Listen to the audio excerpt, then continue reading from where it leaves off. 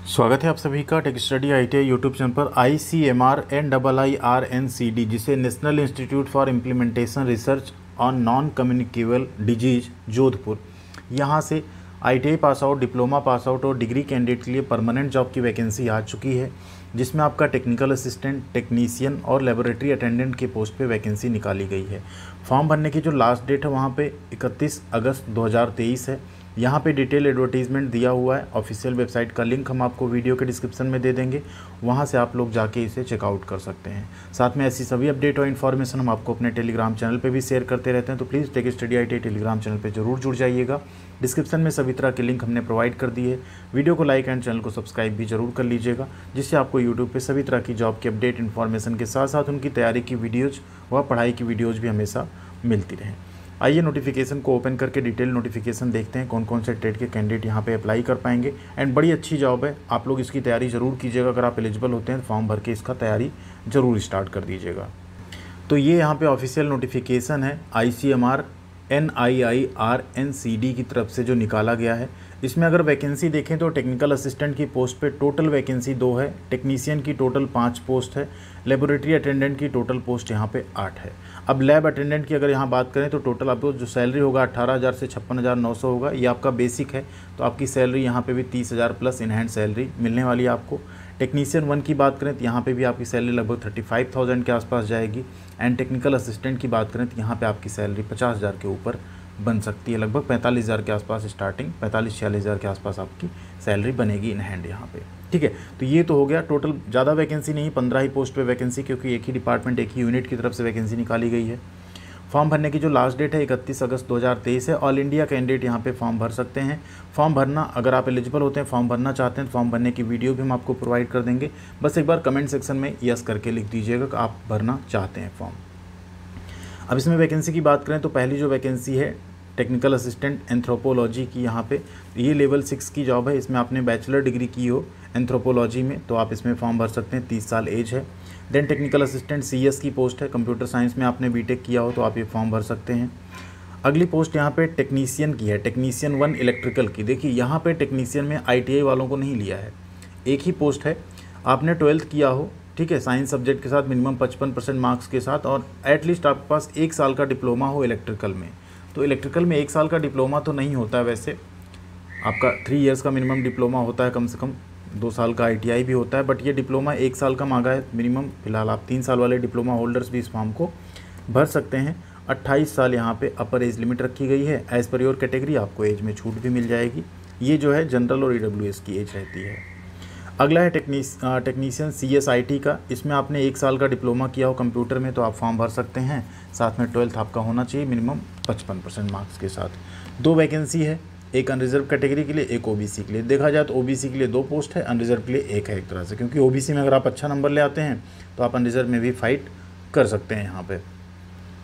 अगली post technician MLT की है। MLT मतलब यहाँ पे मेडिकल लेबोरेटरी का है, ठीक है। तो मेडिकल लेबोरेटरी टेक्नीशियन में आपने अगर 1 साल का डिप्लोमा किया हो, साथ में आपने 12th किया हो साइंस सब्जेक्ट के साथ 55% मिनिमम मार्क्स के साथ, तो आप ये फॉर्म भर सकते हैं। अब आते हैं अगली पोस्ट पे, जो कि यहाँ पे लेबोरेटरी अटेंडेंट की है, जिसमें ITI पास कैंडिडेट फॉर्म भर पाएंगे। इसमें अनरिजर्व में 1 पोस्ट है, वो भी PWD के लिए है, ठीक है। तो एक ही पोस्ट है इसमें, ठीक है, लेबोरेटरी अटेंडेंट की। यहाँ पे इसमें आपने 1 साल के, आपके पास 1 साल का एक्सपीरियंस हो किसी लैब में काम करने का, और आपने 10वीं 50% नंबर के साथ पास किया हो तो आप फॉर्म भर सकते हैं। अगला है लेबोरेटरी अटेंडेंट इलेक्ट्रिकल का। तो यहाँ पे इलेक्ट्रिकल में आपने इलेक्ट्रीशियन ट्रेड में ITI की हो, ठीक है, इलेक्ट्रीशियन ट्रेड में आपने ITI किया हो, साथ में 10वीं में मिनिमम आपके 50% मार्क्स हो तो आप ये फॉर्म भर सकते हैं। 2 पोस्ट है, अनरिजर्व कैटेगरी के लिए 1 है, OBC के लिए यहाँ पे 1 है। तो OBC के लिए तो दोनों सीट खुली रहेगी, अनरिजर्व के लिए सिर्फ 1 सीट की वैकेंसी है, तो आप लोग इसमें फॉर्म भर सकते हैं। 18 से 25 साल इसमें भी एज लिमिट रखी गई है।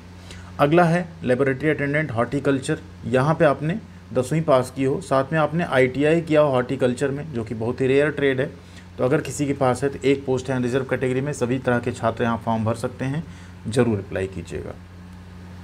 नेक्स्ट है laboratory attendant RAC, refrigeration and air conditioning की। एक ही पोस्ट यहाँ रिजर्व कैटेगरी में है। सभी कैंडिडेट यहाँ फॉर्म भर सकते हैं, चाहे आप रिजर्व कैटेगरी से भी बिलोंग करते हो। यहाँ पे जो है फॉर्म भरने का 10वीं में आपके पास 50% मार्क्स होने चाहिए, साथ में ITI किया हो आपने RAC ट्रेड में, तो आप यहाँ फॉर्म भर सकते हैं यहाँ पे। अगला है लेबोरेटरी अटेंडेंट प्लम्बर ट्रेड का। तो प्लम्बर में भी आपको लेवल 1 की पोस्ट है, 18,000 56,900 आपका बेसिक रहेगा। 2 पोस्ट है, एक अनरिजर्व कैटेगरी के लिए, एक है ओबीसी के लिए। आपने आईटीआई प्लम्बिंग ट्रेड में किया हो तो आप ये फॉर्म भर सकते हैं। 18 से 25 साल एज यहाँ मांगी गई है। नेक्स्ट है laboratory attendant office assistant and computer operator. तो यहाँ पे आपने कोपा ट्रेड में अगर आईटीआई किया है, ठीक है, तो आप ये फॉर्म जो है भर सकते हैं। एक ही पोस्ट है रिजर्व कैटेगरी पे, वही सेम क्राइटेरिया रखा गया जो ऊपर रखा गया था।